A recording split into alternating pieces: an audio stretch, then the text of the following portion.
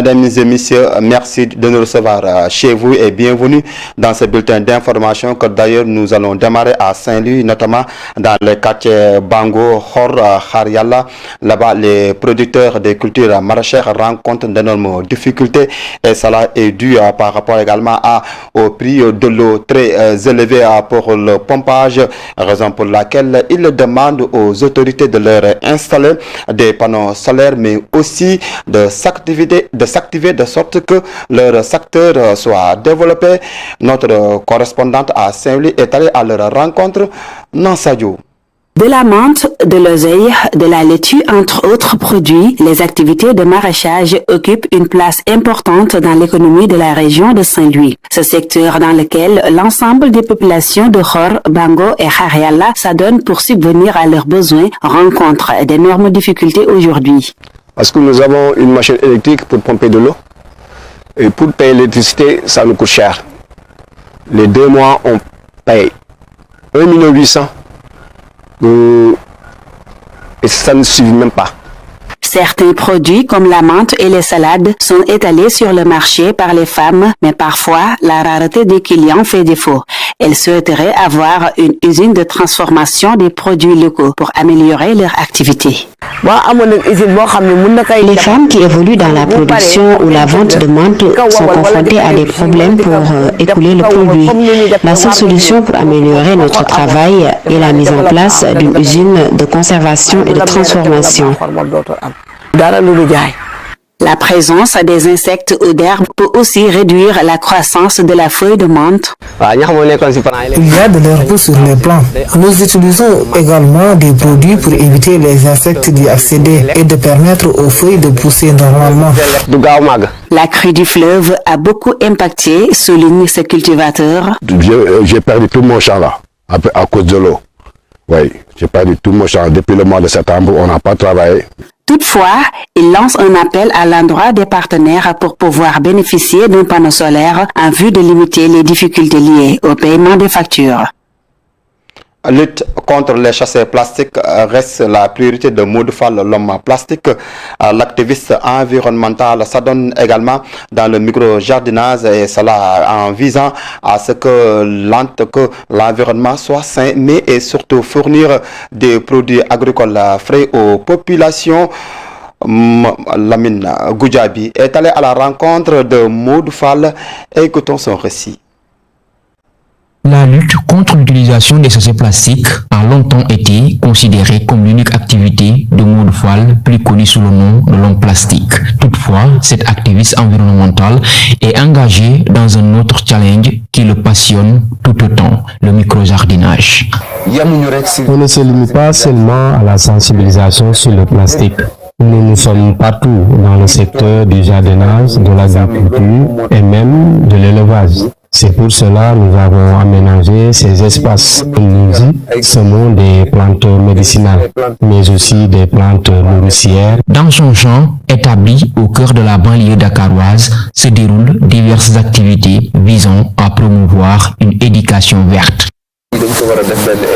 Il est prévu de construire une école communautaire ici dans cet espace qui va accueillir une émission dénommée les mercredis verts. Les enfants vont venir ici en provenance de beaucoup de localités. Avec le soutien de l'Agence nationale de la reforestation et de la Grande Muraille verte, il s'engage dans l'éducation environnementale. Les populations qui ont été aménagées à Djahaï qui habitaient ici. Mais lorsqu'ils sont partis, les gens ont transformé ici en un dépotoir d'ordures. C'est en ce moment que j'ai commencé à y travailler petit à petit jusqu'à ce que l'Agence sénégalaise de la reforestation et de la Grande Muraille verte m'appuie et dégage toutes les ordures qui étaient ici et transformer l'espace en un petit paradis. Moudfal se bat à travers ce projet à inculquer aux communautés locales les pratiques durables et respectueuses de l'environnement.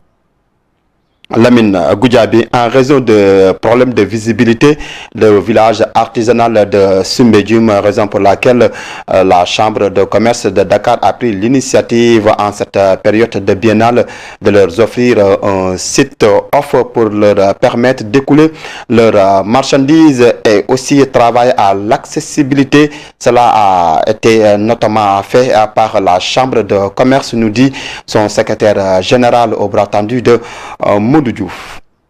pour le manque de visibilité, vous savez, ce qui a plus amené cette situation, c'est la construction du tunnel qui fait que le parking a été trop réduit. Maintenant, il y a beaucoup de difficultés pour que les camions viennent stationner au niveau du village.